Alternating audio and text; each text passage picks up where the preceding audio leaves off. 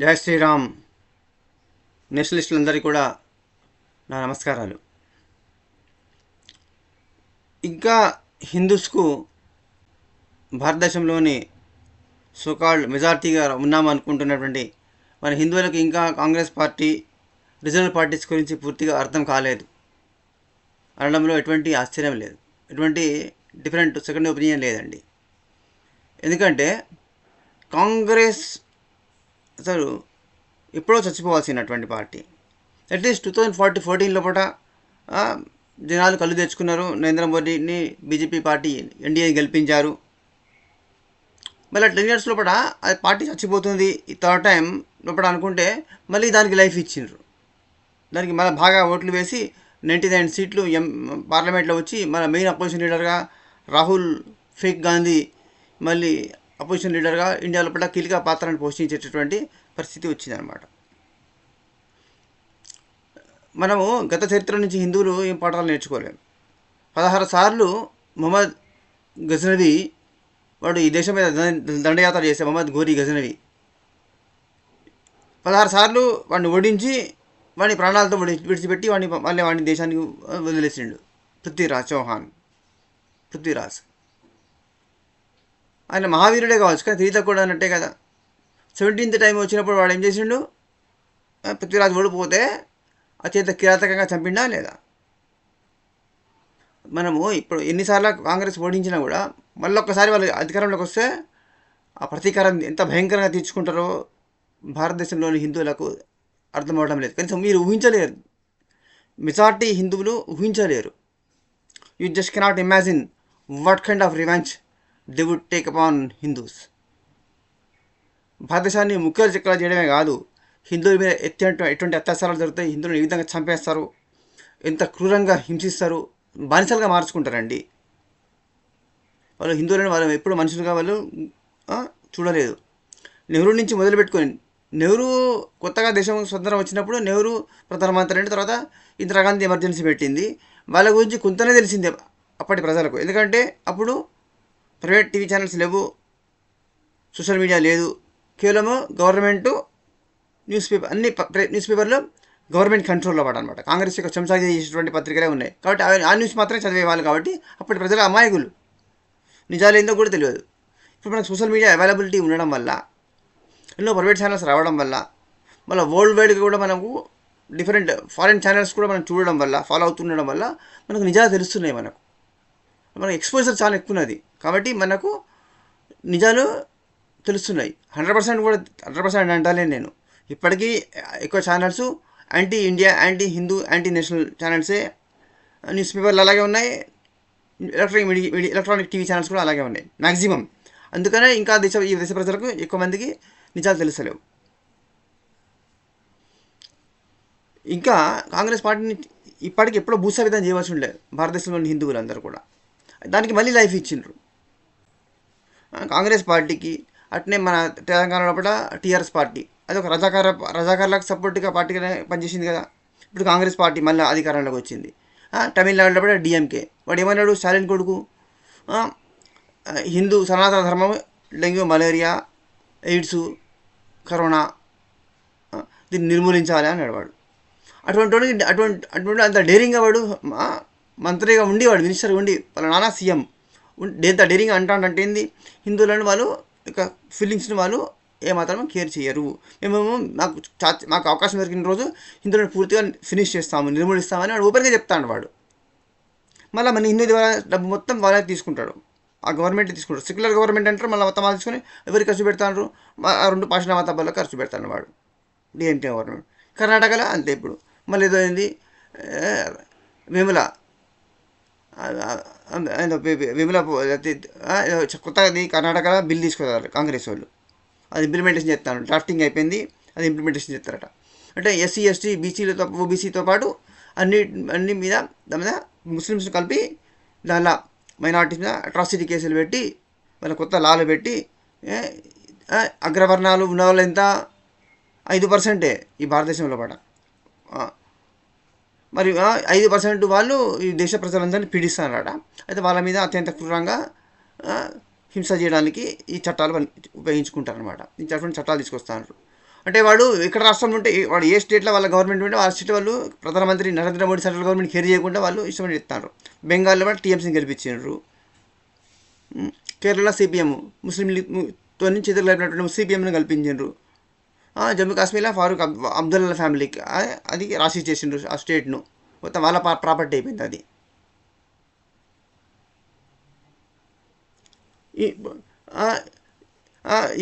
ఇక్కడ బంగ్లాదేశ్, పాకిస్తాన్, మయన్మార్ నుంచి దాదాపు 10 కోట్ల మంది వచ్చిండ్రు భారతదేశం లోపల. ఈ 40-50 ఏళ్ళ లోపల వాళ్ళు ఎంతమంది పిల్లలు పుట్టించుంటారు, వాళ్ళు ఎంత జనాభా పెంచిండ్రు. వాళ్ళ రేషన్ కార్డులు, ఇంటి కార్డు, ఓటింగ్ రైట్స్, మినిస్టర్, ఎంపీలు కూడా అయిపోయినారండి. ఫారెన్ నుంచి వచ్చిన బంగ్లాదేశ్ వచ్చినప్పుడు ఇక్కడ ఎంపీలు అయిపోయినారు. అస్సాం నుంచి వాడు వాళ్ళ పార్టీ పెట్టుకున్నారు, వాడు సొంత పార్టీ పెట్టుకున్నారు. ఇటువంటి పరిస్థితుల్లో పట్ల ఈ దేశం వాళ్ళ చేతులకు పోకుండా మళ్ళీ ఉంటుందా? ఎంత ప్రమాదం ఇది. ఈ దేశ ప్రజలకు ఏమైనా కళ్ళు తెరుచుకున్నారా? ప్రజాస్వామ్యము బాగా ఉంది, డెమోక్రసీ సక్సెస్ అయింది ఇండియా లోపల అని కాంగ్రెస్ గవర్నమెంట్ చెప్తే నమ్మే వెరీ మూర్ఖులు, పిచ్చి వాళ్ళు ఎవరంటే హిందువులే. ముస్లిమ్స్, క్రిస్టియన్స్ వాళ్ళు వేరే వాళ్ళు అడ్వాంటేజ్ తీసుకుంటారు. డెమోక్రసీని వాళ్ళు నమ్మరు. డెమోక్రసీని అడ్వాంటేజ్ తీసుకుని వాళ్ళు లాభపడతారు. వాళ్ళు దాన్ని ఎట్లా బ్లాక్మెయిల్ చేయాలి, ఏ విధంగా రాజకీయ నాయకులు మెడలు ఉంచాలి, వాళ్ళ నుంచి ఏ విధంగా గుంజాలి. మేము ఓట్లు ఎత్తాం, మా ఇన్ని ఓట్లు ఉన్నాయి, మాకేం చెప్తారు, మాకేమి ఇస్తారు, మతం కోసం ఒకడు సొంతంగా ఒక్కడు కోరుకోరు, మొత్తం వాళ్ళ మొత్తం జనాభా అందరి కోసం మాకు ఏం బెనిఫిట్స్ ఇస్తారు అని అట్లా డీల్ మాట్లాడుకుని వాళ్ళు చేస్తారు. మనకేంటిది, నాకు పెన్షన్ ఎంత వస్తుంది, మనకు బియ్యం, పప్పు, ఉల్లిగడ్డ ధర ఎంత తగ్గిస్తారు, పెట్రోల్కి ₹2 తగ్గితారా లేదా, దీని మీద ఓట్లు ఎత్తా అన్నారు. అందుకనే మన దేశం నాశనం అయిపోతుంది. ఇప్పటికే 9 రాష్ట్రాల లోపల హిందువులు మైనారిటీలు అయిపోయినారు. పాకిస్తాన్ పంచుకున్నారు, బంగ్లాదేశ్ పంచుకున్నారు.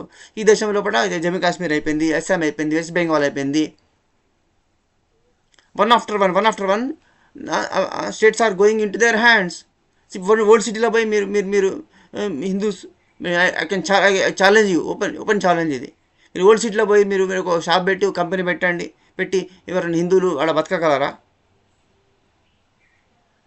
ఏం సెక్యులరిజం అందరూ ఒకటే అనేది చెప్పేది ఒకటే, అన్ని దేవుడు ఒకటే, అందరూ అన్నీ చెప్పేది ఒకటే అని మనం అంటున్నాం మూర్ఖులము. అన్ని పుస్తకాలు ఒకటే అనే సంగతి మీకు ఎరకనా? మన పుస్తకాలు ఏమున్నది, వాళ్ళ పుస్తకాలు ఏమున్నది, మీరు ఒకనాడు చదివితే కదా మీరు తెలిసేది. హిందువులు ఇంకా కాస్త ఓట్లు ఎక్కువనే ఉన్న రోజులే ఈ భారతదేశము సెక్యులర్ కంట్రీగా ఉంటుంది. ఒక్కసారి హిందువుల ఓట్లు తగ్గిన తర్వాత కంప్లీట్గా మతరాజ్యాన్ని డిక్లేర్ చేస్తారు. వాళ్ళు హిందువులను చంపేస్తారు, ఆడవాళ్ళను ఆక్రమించుకుంటారు, సెక్స్ స్లేవ్స్గా మార్చుకుంటారు. తర్వాత హిందువులు మగవాళ్ళను చంపేస్తారు, వాళ్ళ తల ఉంచిన వాళ్ళను స్లేవ్స్గా మార్చుకుంటారు. బానిసలుగా బతకాలి, వాళ్ళకి పని చేస్తూ, లేకపోతే చచ్చిపోవాలి. ఆడవాళ్ళను కీప్స్గా పెట్టేసుకుంటారు. ఇది జరుగుతుంది. ఇంత ప్రమాదకర పరిస్థితుల పట భారతదేశం ఉంటే డెమోక్రసీ సక్సెస్ అయిందని చెప్తే వెర్రవేదలు, అమ్ముడుపోయినటువంటి ప్రొఫెసర్లు, అమ్ముడుపోయిన రచయితలు, లేకపోతే లెక్చరర్లు, ప్రొఫెసర్లు, రాజకీయ నాయకులు చెప్తే వాళ్ళ ఇంగిలి బుక్కలకు ఆశపడి ఆ బుక్కలు కనుక్కొని కుక్కలాగా ఆ మాటలు చెప్పి ఆ మాటలు నమ్ముతూ, లేకపోతే పాకిస్తాన్తో చూసి పాకిస్తాన్ కంటే ఇండియా బెటర్గా ఉన్నది కదా అని మాట్లాడతారు. Foolish fellows. మీరు పోల్చుకోవాల్సింది డెల్ స్టూడెంట్తోనే. ఎవడైనా ఏ స్కూల్లో ఏ పిల్లగాడైనా కూడా డెల్ కంప్లీట్ 0 వచ్చిందని పోల్చుకోడు. నాకు మనకి 90 మార్కులు వచ్చినాయి, నాకు 80 మార్కులే వచ్చినాయి కదా, నేను 95 సాధించాలి, వానికన్నా ఎక్కువ సాధించాలని ముందుకు పోవాలి. వెనక్కి ఫెయిల్ అయినతో కాదు పోల్చుకోవాల్సింది, సక్సెస్ అయినతో పోల్చుకోవాలి. జపాన్తో పోల్చుకోవాలి, తెలివి ఉంటే మనం ఆస్ట్రేలియాతో పోల్చుకోవాలి. జపాన్ ఏ విధంగా డెవలప్ అయింది, యూఎస్ ఎందుకు ఇట్లా నెంబర్ 1 సూపర్ పవర్ ఎట్లా అయిపోయింది, నెంబర్ 1 సూపర్ పవర్ ఇవాళ మిలిటరీ, ఇవాళ 36 ట్రిలియన్ ఎకానమీ అమెరికా. మనము దరిదాపులో కూడా లేము. మనం ఇప్పటికీ కూడా మనం ఫోర్త్ ప్లేస్కి వచ్చినాం, ఫోర్త్ ప్లేస్కి మురిసిపోతున్నాం. కానీ ఫోర్త్కు ఫస్ట్కు ఎంత డిఫరెన్స్ ఉన్నది? అది రావాలంటే ఎన్ని పట్టాలి? వాళ్ళు ఇంటి నిండా శత్రువులు ఉన్నారు, ఇంటి చుట్టూ శత్రువులే, పక్క దేశాలన్నీ శత్రువులే. వీళ్ళందరినీ ఎదుర్కొంటూ మనం సర్వైవ్ అవ్వడము, వీళ్ళని ఎదుర్కొని భారతదేశం నిలబడమే ఒక గొప్ప ఛాలెంజ్ ఫ్యూచర్ లోపల మనకు. అటువంటి పరిస్థితుల్లో కూడా మనము అంతా మోడీ చూసుకుంటాడు, మోడీ సేఫ్లా, అంటే ఆయన చేతిలో ఉంటుందా? మొన్ననే చావు తప్పి కన్ను లొట్టపోయినట్టుగా 240 సీట్లు వచ్చినాయి. మీరు సొంత మెజార్టీ కూడా రాలే. చంద్రబాబు నాయుడు నితీష్ కుమార్ సపోర్ట్ చేయబట్టి ఇంత ఘోరం ప్రియమైండు. లేకపోతే ఉంటే వాళ్ళ చేతిలో పోయి మళ్ళీ వాళ్ళ చేతిలో పోతే ఈసారి ఒక్కసారి వాళ్ళ చేతిలో పోతే మళ్ళీ ఛాన్స్ రాదు మళ్ళీ హిందువులకు. ఖతం ఈసారి ఫినిష్ అనమాట. ఇండియా ఫినిష్, హిందువులు ఫినిష్. ఎట్లా ఎంత భయంకరంగా ప్రతీకారం తీసుకుంటారో మీరు ఊహించలేరు. మీరు డెమోక్రసీ సక్సెస్ అయింది అనేది పచ్చి బూటకము. హిందువులను మోసం చేయడం కోసం మాత్రమే.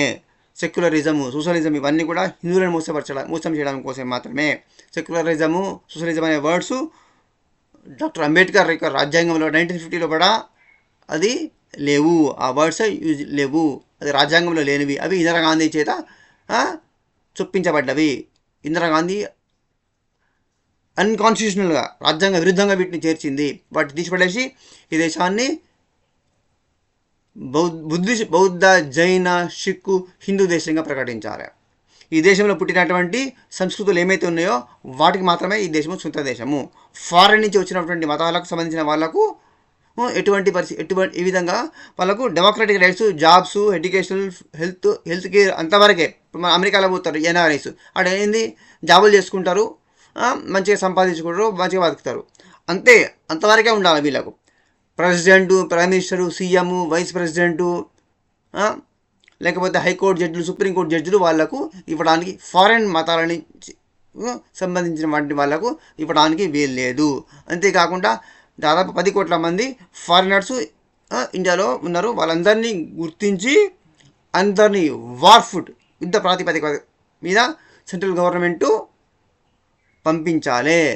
అపోజిషన్ పార్టీస్ ఉన్నటువంటి స్టేట్స్, ఫర్ ఎగ్జాంపుల్ తెలంగాణ, వీడు పంపిస్తారు. వీడు హైదరాబాద్లో ఎంతమంది ఉన్నారు వాడు తెలియదు. సీఎంకు వాడు పంపిస్తారా? వాడు కోఆపరేట్ చేయడు. ఇప్పుడు ఆంధ్రప్రదేశ్లో చంద్రబాబు నాయుడు ఉన్నాడు, ఎన్డీఏ పార్ట్నరే, కానీ సెక్యులరిస్టు. ఆయన మతాన్ని వాడుకునేవాడు అనమాట తన స్వార్థాని కోసం. వ్యక్తిగత స్వార్థానికి, కుటుంబ రాజకీయాలు చేసేవానికి, కుటుంబ పార్టీకి జాతీయ భావం, దేశభక్తి ఎందుకు ఉంటుందండి? ఎన్డీఏలో పార్ట్నర్ అయినా కూడా అందరూ నరేంద్ర మోడీకి సపోర్ట్ ఏం చేయరు. సెంట్రల్ గవర్నమెంటు డిసిషన్ తీసుకోవాలి. ఎన్ఐఏ పంపించాలి, మిలిటరీని పంపించాలి, బెటాలియన్ పంపించాలి, బార్డర్ సెక్యూరిటీ ఫోర్స్ను, రిజర్వ్ ఫోర్స్ని పెట్టాలి. దీనికి స్పెషల్ టీమ్స్ పెట్టాలి. అన్ని రాష్ట్రాలలో, కాశ్మీర్ నుంచి కన్యాకుమారి వరకు, east to west, north to south, అన్ని రాష్ట్రాలకు పంపించి ఐడెంటిఫై చేసి వీళ్ళే తరిమేసేయాలి. వాళ్ళకు ఊళ్ళో ఎక్కించి వాళ్ళు పోండి బంగాళాఖాతంలో చస్తారా, లేకపోతే మీరు మయన్మార్కి వెళ్ళిపోతారా అని వదిలేసేయాలి. అది మనకు సంబంధించిన విషయము కాదు. యుఎన్ఓ, వరల్డ్ బ్యాంక్, ఐఎంఎఫ్, తొక్కల ఈ అంతర్జాతీయ సంస్థలు ఉన్నాయే, ఇంటర్నేషనల్ కోర్ట్, ఇవన్నీ కూడా వాళ్ళు ఇచ్చే బోడి సలహాలు మీ దగ్గర పెట్టుకోండి. మీరు ప్రపంచంలో ఎప్పటికీ ఎన్నడూ కూడా మీరు ఎవరికి న్యాయం చేయలేదు. టెర్రరిజం ప్రోత్సహించినటువంటి అమ్ముడుపోయినటువంటి వాళ్ళు మీకు క్రెడిబిలిటీ లేదు, మీకు న్యాయం లేదు.